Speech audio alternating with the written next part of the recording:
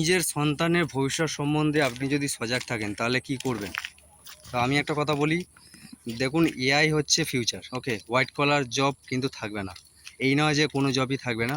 যারা blue collar job আছে, যারা কাঠের মিস্ত্রি আছে, কলের মিস্ত্রি আছে, রাজমিস্ত্রি আছে, মার্বেল মিস্ত্রি আছে, রঙের মিস্ত্রি আছে, এদের যে কাজ থাকবে, এরা সব সময় ভবিষ্যতেও রেলিভেন্ট থাকবে, ওকে।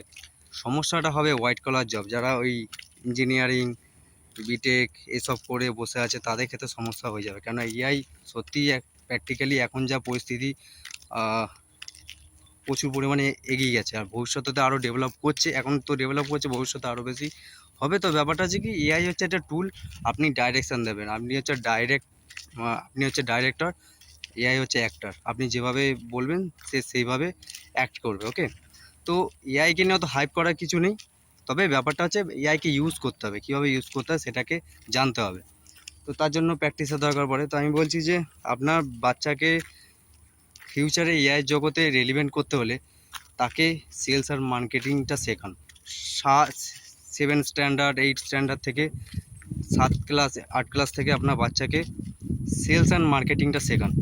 তাতে কী হবে, যত সময় এগোবে তত অভিজ্ঞতা বাড়বে, তত কনফিডেন্ট বাড়বে, তত বিজনেস সম্বন্ধে আর কি বিজনেস স্কিলসটা ভালো করে শেখান ছোটোবেলা থেকেই।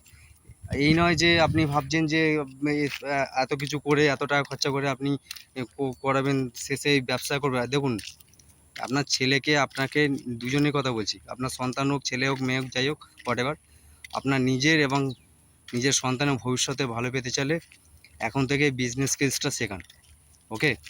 কেন বলছি, কী কারণে বলছি, ডেটা সব কিছু অ্যাভেলেবেল আছে, গিয়ে দেখে নিতে পারেন। কেন মারাত্মক, কিন্তু আমি ভয় দেখাচ্ছি না, আমি ব্লু কলার জবের কথা বলছি না, আমি এখানে হোয়াইট কলার জবের কথা বলছি। বাবা মারা এত টাকা ঢালে কিসের জন্যে? বাচ্চাদের পিছনে, এডুকেশনের পিছনে কিসের জন্য ঢালে? তার কারণ হচ্ছে তাদের সেই নলেজটা নেই, তাদের সেই জ্ঞানটা নেই। বিজনেস স্কিলসটা শেখান, অনেক দূর এগোবে, okay. So I hope you understand.